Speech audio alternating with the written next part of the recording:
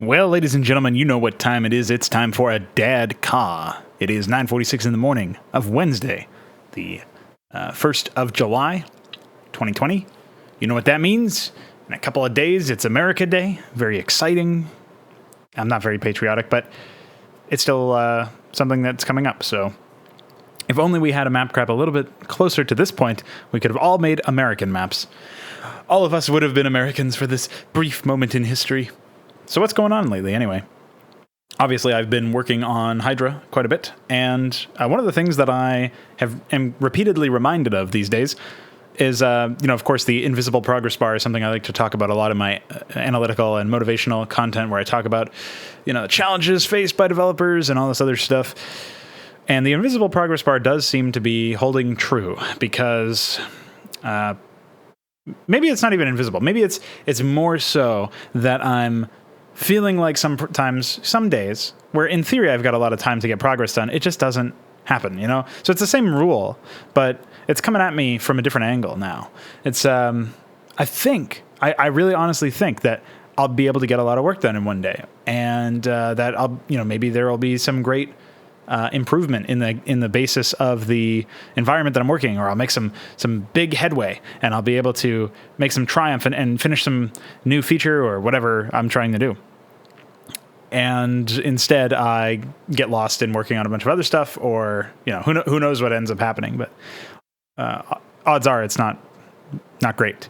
So that's one of those things that I'm slowly trying to get better at internalizing about, because I don't want to ever feel like I'm wasting my time when it comes to development. And that is a different beast than I think the invisible progress bar normally manifests itself in. Because the whole idea of the invisible progress bar is that no matter, if there's a setback that comes in, it was always probably going to happen, and you can learn from it so that it doesn't happen in the future. But if you're experiencing a setback, it's somewhat deterministic, I suppose, but the philosophy behind it is basically that you really don't have to worry about, for example, the concept of, this is wasting my time, this is taking up too much of my time, and now I'm delayed. It's like the idea of the delay part is usually what the invisible progress bar concept tackles, because if you just perceive of it as it's done when it's done, really it's done when it's done, you can sort of throw that out and not worry about delays and just be like, all right, well, I'm feeling a little frustrated because of some unexpected snag in development, but I'm not, fighting a time crunch. As long as you're not setting, release timetables for yourself, then that shouldn't be a problem. And that's one of the graces afforded to us by not working within an industry and just working as amateur developers, basically, like freelancers, people who are working outside of an industry. And so one of the advantages that we have is that we can actually finish projects and have it so that they are done when they're done, instead of releasing and in theory being finished, not being developed anymore anyway, but not being complete. And this is something that obviously not everybody takes advantage of in the space. That's why you get people like the Antioch Chronicles 3 team, who basically rushed their campaign out the door. And I don't know what state it's in now. I'm sure they're handling a lot of problems from StarCraft 2 being a piece of shit platform that keeps getting updated. But that's just something that you have to deal with, right? So they kind of made their bed, and now they're lying in it. Or as Mesk put it on one of the podcasts, they brought the horse out of the stable, and now they're fucking it. And it's just how it has to be. That is such a crazy analogy, but I like it. I think that's a good one. That's something that'll stick with me for a while, I think. So anyway, how does this go back into the idea, right, that we're talking about here, with it not necessarily being about the invisible progress bar when it comes to delays, but it's like, the snags themselves, solving them feels sometimes like it's a waste of time. Feels sometimes like I'm not really learning that much from it. There's not really a whole lot of value in it. But I feel like maybe that's a lie, because there is value in it. Because, of course, if you make value out of a mistake, you can learn from it. And I feel like a lot of this is just you get really into the weeds about stuff like how you can take and conceptualize an event that has happened, or a mistake that you have made, and you can conceptualize it as a learning opportunity, Or you can just say, oh yeah, it was a snag, and okay, yeah, I fixed the snag, and I just hope that doesn't happen again. But that's kind of a silly thing to do when you could, in theory, learn from that experience. So that's one of those things that I really wanted to touch upon here, because as far as I'm concerned, there's a fair bit that you can learn from pretty much any mistake and any setback, any snag in development. I'm not going to call it a delay again, but something that perceives, it perceives it to be a setback or a delay of some kind, because you thought in your head you were going to do this, but now you're doing that. I thought I was going to work on AI, but instead I've got to work on this plugin because suddenly a bunch of shit broke. Well, as it turns out, that was probably because of me fucking around with the plugin in an irresponsible manner and not catching any errors until it was too late and the damage was done. So once we were able to repair that, and of course it also wasted a bunch of iQuery's time in my opinion, but which is unfortunate, but it's like once we're able to repair that, now I can learn from that. Now it's like, all right, well, I know this file is not to be trifled with. If I'm going to be making any modifications to it, I need to basically probably check with iQuery, but just double check on my own instead of just, willy-nilly adding stuff. Maybe leave all of my changes commented out and see what that, yields as far as a change goes. Something like that might be a better way to conduct myself in the future. And that's what it's all about, is like you basically make a mistake and you look at it and you're like, well, how do I not make this mistake in the future? How do I conduct myself in a way that will result in less mistakes like this? As little as possible mistakes, as few as possible mistakes. That's something that you do basically whenever you're internalizing an actual event and really trying to take it to heart, as they say. That's the process that you're using to try to improve as a human. And that's why I say it feels like it's in the weeds. It feels like it's all a mental game, because when I'm dealing with something like what happened this past week, where I was working on this Mapcrap submission, I was also trying to juggle working on another map and obviously all the Hydra stuff and my work-life balance and some other family junk. And it's like, you're trying to do a lot of stuff. Maybe you don't sign up for Mapcrap if you're already working on, a bunch of other stuff and, balancing a bunch of other stuff too. And I don't know why I signed up for the Mapcrap at that point. Like, I don't know why I decided, I'll make a map. Even if I had just stopped after the melee map was done, that would have been something. But instead, well, let's just say, didn't work out. So it's one of those things that the results bear out that I was not able to dedicate enough time to the production.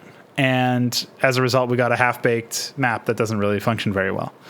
And I'm probably not going to touch it again. It's probably just going to be one of those ones that we forget about. And it's one of those ones that, when I go back to curate the best of the Mapcrap, I'm not even going to think about it. And, I might update some of the other ones that I pick from my own stores and make some changes to it as a result of them being now included in this updated catalog. But that one will not be in the running.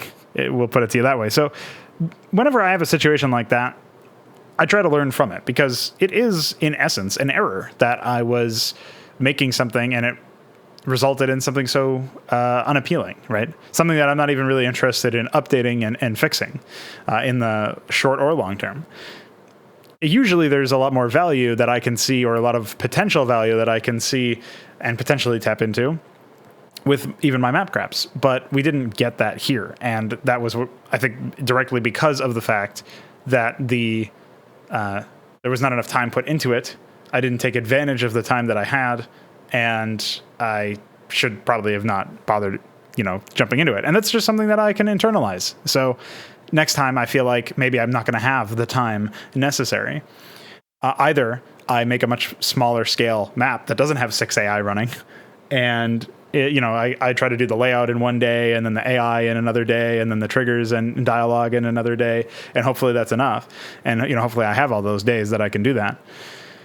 Either I do that, or I say, all right, fuck it, I'm not doing it this particular event, and that'll be one way that I can learn from that. So, this personal therapy session of mine is really coming to fruition. I think I'm getting what I'm supposed to be doing, but I think this kind of thought process where you're recognizing that you feel dissatisfied with the work you did, instead of just allowing that to sit there, really asking yourself why you feel that way, and then going through the logical, sort of like deconstructing it in a logical way. At least this helps me. I'm probably too logical a person with the way I think for my own good, insofar as I end up breaking stuff down in a very granular level, but I don't get some of the like nuance, either emotionally or socially or whatever. There's definitely some things, some spectrum-y things there. And I've just found that this is a way for me to sort of sidestep that or work around that limitation that I have and try to, in other ways, I might train myself to better relate to that kind of experience. But when it comes to just dealing with problems that I'm experiencing on my own that are basically just, oh, I didn't manage my time very well, if I can source it back to that, then I have something that I can fix. Just like if I can source it back to, oh, I fucked up this AI script, or, oh, I messed up with this terrain allocation. And like, if it's a more obvious flaw, yes, it's easier to fix. But as long as you can break it down to some sort of mistake or flaw that you can then repair, then in theory that you won't be able to, you'll be able to not make that, choose to not make that mistake in the future. And that's really what it comes down to, I think. So, yeah, anyway, that was pretty much the only thing that came to my mind when I started to push the record button. But it is after the Mapcrap that we just had, the melee crap. And I think it's a decent enough lesson that, hey, I should probably actually clear some time to work on my stuff if I'm going to be doing something like that. If I really want to work on a Mapcrap submission. Or I should try to find a way to make like a 1v1 or something instead of bothering with anything else. So we will have to see what happens as a result of this therapy session, as I said. But hopefully at least me breaking down this concept could have been interesting or entertaining or useful to you, actually. And Mapcrap itself is still useful.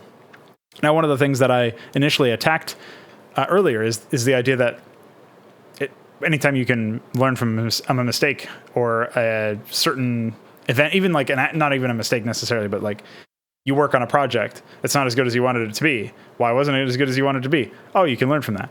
Like that's sort of what I'm getting at there. In those situations, I think I actually did learn from this Mapcrap in a more functional level because this was a test of the AI pipeline. And I learned sort of some things that are common flaws with copying and pasting a bunch of code. I relearned some of those in some cases, but I also got experience actually doing that and familiarized myself with the process of doing that. And I also, like for the other maps that I'm working on, there's no dynamic Protoss AI for a while. I suppose there would be if I was working on like the first Zerg mission or the either of the two Protoss maps that I'm working on, but obviously I'm working on something that's unrelated to Hydra, and then I'm working on like the Terra maps mostly. So odds are I'm not going to be doing any Protoss-centric AI for a while. As a result of that, as a result of this Mapcrap, I still was able to find an excuse to make the skeleton of the Protoss melee AI that will eventually become all of the personality-specific AI and the map-specific AI and so on and so forth. So that's one of those things that I think is really nice because it allows me to, further flesh out the tools that I have at my disposal for editing maps in the future. And that's something that I wouldn't have been able to do, or I wouldn't have found an excuse to do with all of the busy scheduling that I have had I not done this Mapcrap stuff. So with that all said, that is basically my spiel. Hope you enjoyed, and let's hope that my next Mapcrap submission is actually worth playing. That's what I say. So if you missed it, though, there were 2 other submissions that actually did have a bit more gusto to them. And then, of course, there was Alexander's melee map, which is a little bit different. So at least check those out. Those are something worth taking a look at. Unlike my map. Don't look at my map. Well, you can look at it, but don't play it. It looks okay. It doesn't play very well. So I will leave you with that. Hope you enjoyed. Stay tuned for more content. We got some video stuff coming up that I'm relatively confident will be high quality. So I hope you enjoyed that. And I will catch you guys whenever I see you guys again. Bye.